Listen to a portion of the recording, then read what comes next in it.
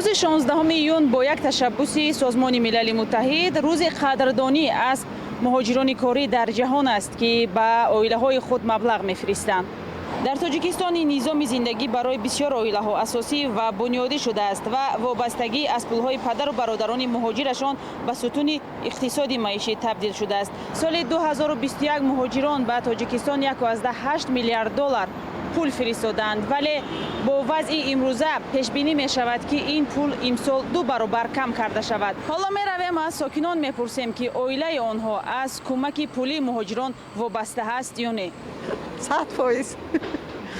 100% اگر اونجا نروند زندگیشون نمیگذارد. آخه همین درآمد 100% شرسیه.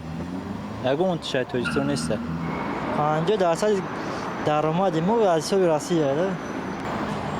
آخه حاضر زندگی اولی هم میشد، دهقانی هم میشد.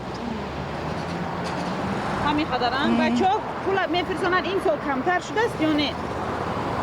نه رفتگی ده بچم ولی یک ماه نشده.